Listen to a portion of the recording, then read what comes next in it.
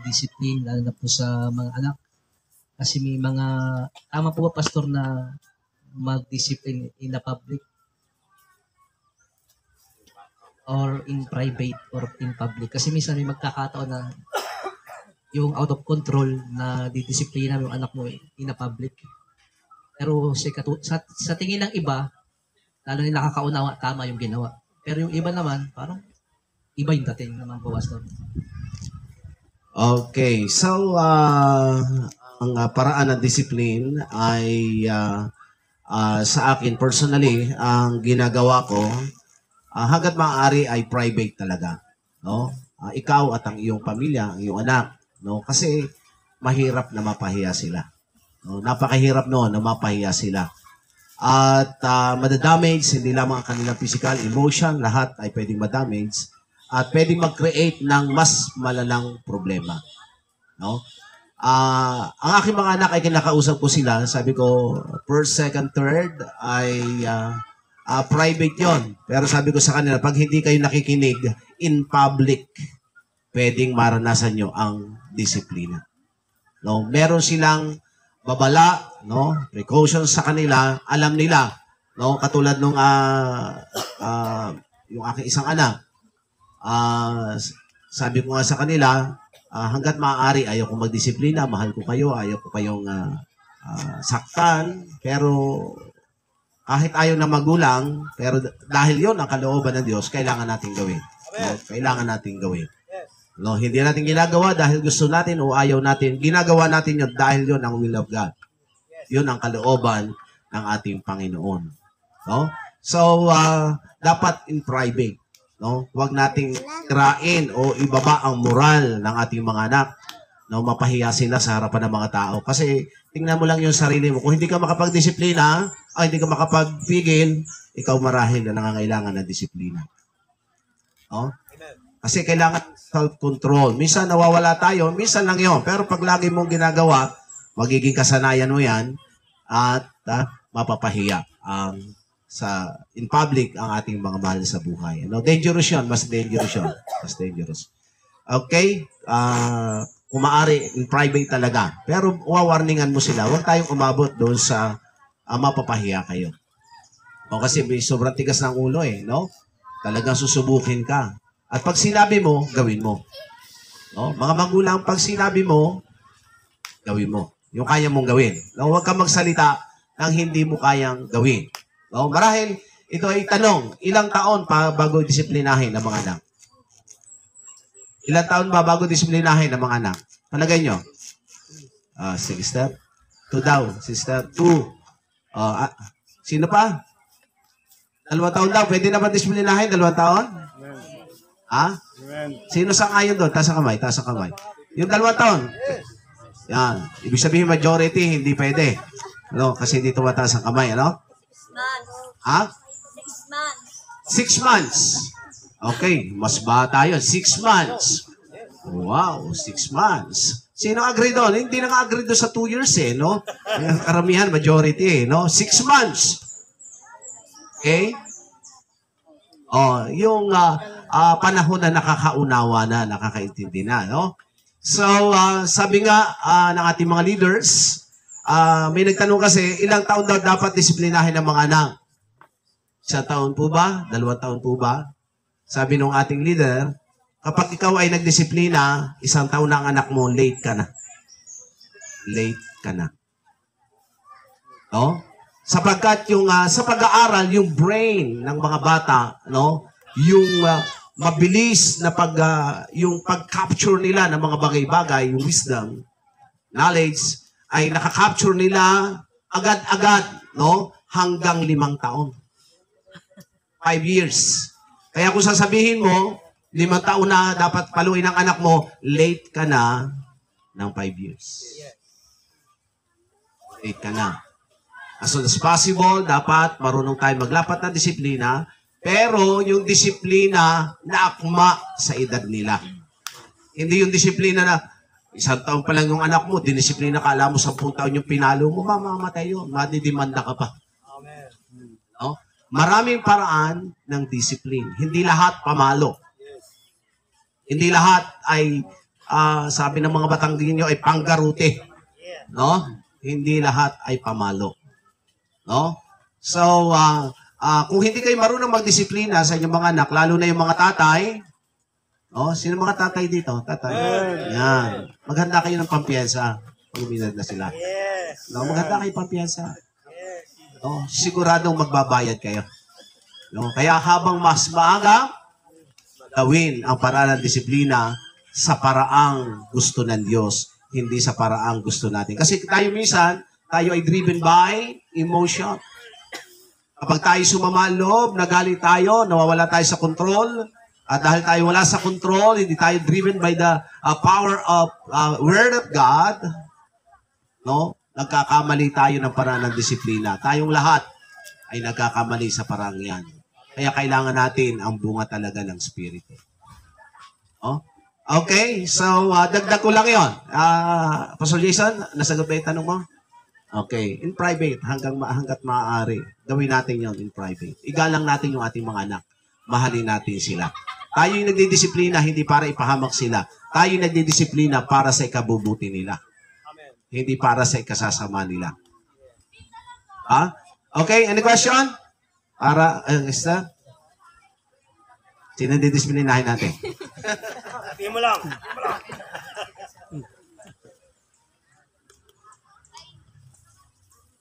Po ay tanong.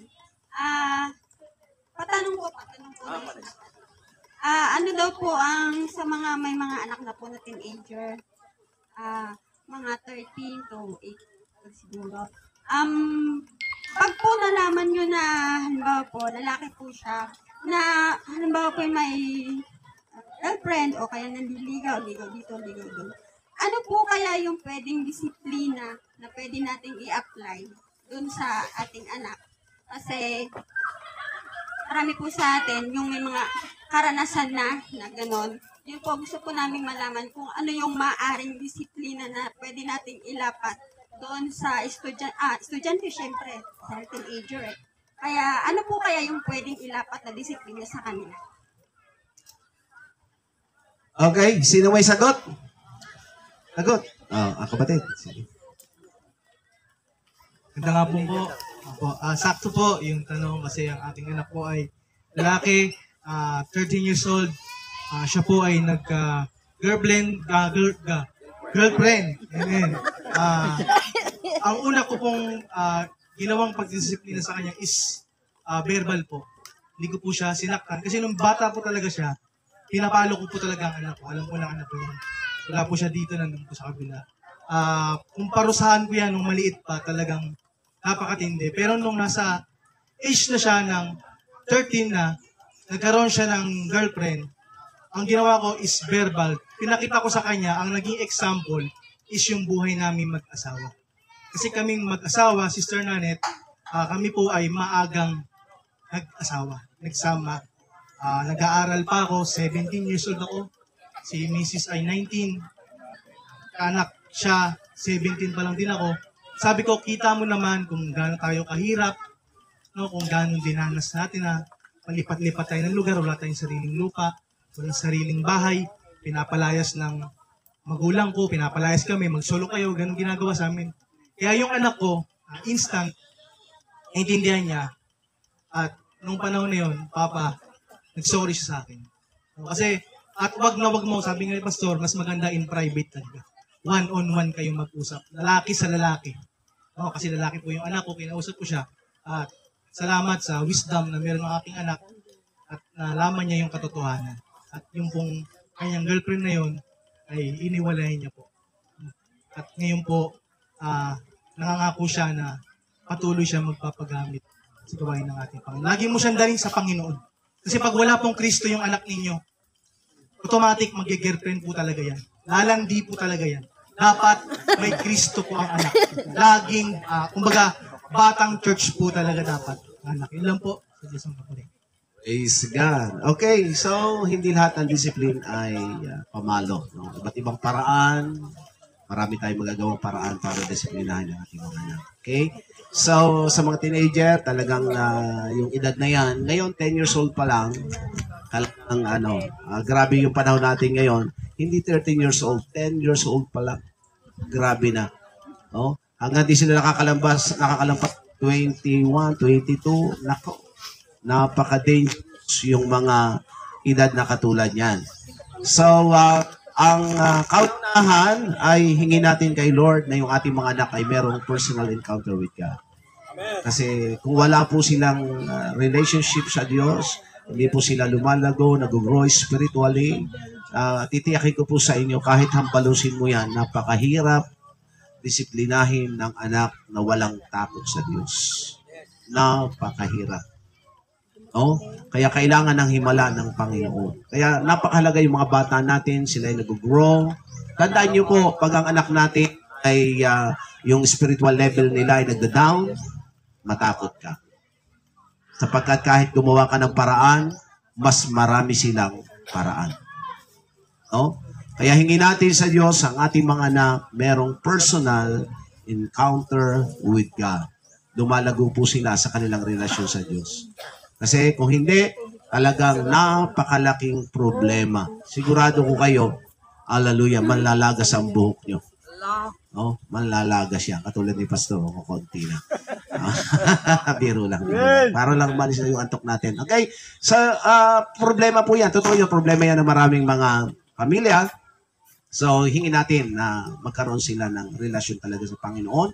At yun nga, gawin natin paraan, mahalin natin sila, ituro natin sa kanila ang mga natutunan natin, biblically, at sa mga karanasan, makakatulong po yun sa kanila. No? Laging ibibigay natin sa Panginoon. No? Laging natin silang ibibigay sa Diyos. Siyempre, kalakip talaga. No? Pag talaga sinagad doon sa sagad, no? Sabi nung kausap kong isa, Pastor, ano po talagang gagawin ko? Pag inulit pa. Sabi ko, nagawa mo na ba lahat ng paraan? Hindi pa naman po. Gawin mo muna. No? Kailangan ba, Pastor? Lapatan ko na. Sabi ko, kung kinakailangan, it's up to you. No? Kung kailangan dumating doon sa punto gano'n.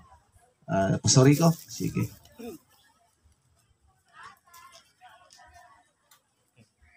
Wala po magdagdag. Hindi pa matanda. Pero malalaki ng mga anak ko. Nung pinakita ko sa kanila isang paglalapat ng disiplina, totoo yun, kinakausap ko sila, pero pinakita ko sa kanila may kasama talagang otoridad. May tapang kang ipapakita sa kanila. Huwag ka lang puro salita. No? Pakita mo rin yung tapang mo. Kasi kung wala ka naman tapang yung salita mo, di rin nila tatanggapin. So, yan yung aking mga anak. But yung mga panahon na siyempre, teenager sila, parang gano'n. Noon pa lang, pinagsasabihan ko na sila. Pinawarningan. At dahil nakikita nila na may matatanggap talaga silang lalapatan talaga sila pag hindi sila nakinig. So, nakikinig sila. Natatakot sila. Kaya dapat, bilang mga magulang din, pakita natin may otoridad talaga tayo para sa kanila. At pag hindi pa talaga nakinig, andyan si Pastor Rico, pinalayas ko talaga. Pinalayas ko talaga. Masakit sa akin, dahil mahal na mahal kayong anak ko. Masakit sa akin, pero dapat niyang maranasan, gumawa siya. No? Gumawa siya ng pagsuway, dapat siya makaranas ng disiplina. So, sinasabi ko ito doon sa mga edad na gano'n, nagbibinata na, tapos papasok ka sa mga relasyon mga gano'n. Hindi naman talaga sila nararapat pa. Salamat, yung aking panganay na anak, nakinig naman siya. At sabi kong tigil siya. Dahil alam niya talaga, may sasapitin sila eh. Ganun tayo bilang mga magulang. Mahal natin ang ating mga anak. Pero pakita natin na iniingatan talaga natin sila. Yung mga patungkol naman doon, sama ko na rin yung sa maliit. Kasi malalaki ng anak ko, pero may maliit pa rin ako. May bonus po ako, si Caleb, 5 years old. Pero hindi mo makikita si Caleb, nandiyan po ang mga kapatiran sa lipa. Hindi nyo makikita yan na kapag oras ng gawain ay makikita mo magkukulit-kulit yan sa church. Hindi po. Kasi mula pa lang pagkabata, itinuro na namin sa kanila, lalo na pag oras ng gawain. Dapat alam ng bata ang kanyang lugar, kanyang lumalaki siya, alam dapat niya kung ano siya. Amen. Kaya, ginagawa ko po na nakaranas ng mga ilang beses, nakaranas din, na kahit sa harapan ng mga tao, sorry po, hindi ko sinasabing mali yung in private. No? Hindi ko po sinasabing mali yun. Pero kung bata pa naman, hindi pa naman nila ramdam yung ating pinag-uusapan na gano'n. Situhin agad natin, papakinabangan pa ng ibang magulang. So, kasi makikita ng ibang mga magulang, ganun pa lang dapat. Pag makulit-kulit ilahin, dito ko kasi tabi. Tumigil. Kailangan yun mga kapatid. Pero hindi ko ginagawa yun dahil ako'y galit o kung ginagawa ko yun, pinapakita ko lang ng otoridad. Kinabangan yung isa pang natin. Salamat po sa Panginoon. Okay, so tama yan. Pag sinabi mo, gawin mo. Oo, gano'n talaga. Sabi ko, hindi tayo namamalo dahil talagang galit tayo sa kanila. Kasi kailangan nila ng disiplina. No? Lahat naman tayo dapat, ewan ko kayo kung nakaranas kayo ng disiplina. Ako, kasi bata pa ako nung mamatay yung father ko, hindi ko naranasan yung disiplina ng tatay. Pero yung nanay ko, kasi uso sa bukid yung sinisibak ang panggatong no? O, isipin mo naman, hampasin ako dito sa tuhod ko. Gapang talaga ako, gapang. Nanay ko po! Ang bihira yan. Oh, grabe. Hindi luha ang tumulo. Alam nyo na kung ano tumulo. No?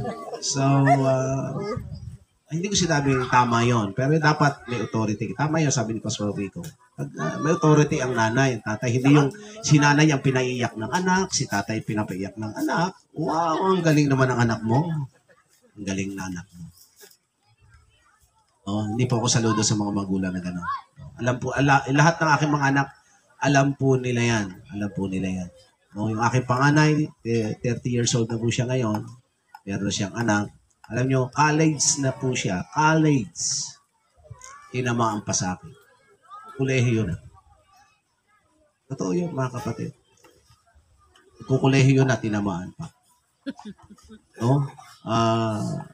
Ayun din, sabi ko, pwede naman sa amin naman, malaya naman kayo. Sabi ko, kung ayaw nyo ng disiplina dito sa bahay, pwede naman kayo lumabas ng bahay. Amen! Sarili kayo. Yes! Walang makikialam sa inyo. Ito yun!